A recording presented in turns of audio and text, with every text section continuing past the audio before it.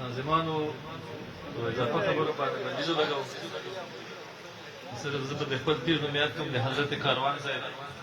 ډېر خوشحاله یم چې د هغه په ټاټوبي کې او د هغه په زېږېدو په سیمه کې زه د هغه د کلیوالو په مخ کې ولاړ یم، شعرونه وایم.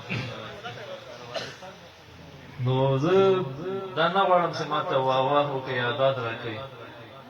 فقط یو څو بیتونه وایم، یو غزل وایم، تاسې په زړه کې خوند ترې واخلئ. د مجلس په معنویت باندې بیا زه پوهېږم، احساسوم یې. نو د غزل نه مخکې یو څو بیتونه وایم. زمونږ د چم جونې په بام کې تیارو ته ګوري، د انقلاب له لاسه دلته چا یاري ونه کړه، او د خپلو عشق کې نږدې کفر ته وتلي وم، په مګر دوی را سره هېڅ مسلماني ونه کړه. او د یو غزل یو دوه بیته داسې: ای د عشق د دین منکرو کافرانو، ای د عشق د دین منکرو کافرانو، صدقه شئ له دوو سترګو د خوبانو، او ستا دیدن د لنډو شپو د سهار لمونځ دی، قضا کېږي همیشه د غافلانو. او غزل داسې: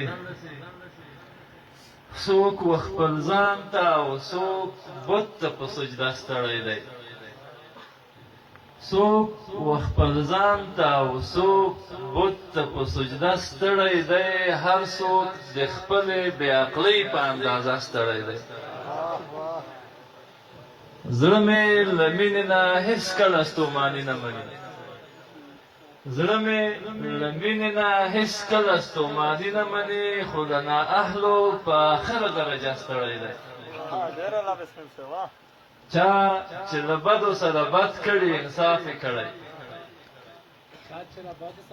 چا چې له بدو سره بد کړي انصاف یې کړی، چا چې له بدو سره ښه کړي هغه ستړی دی.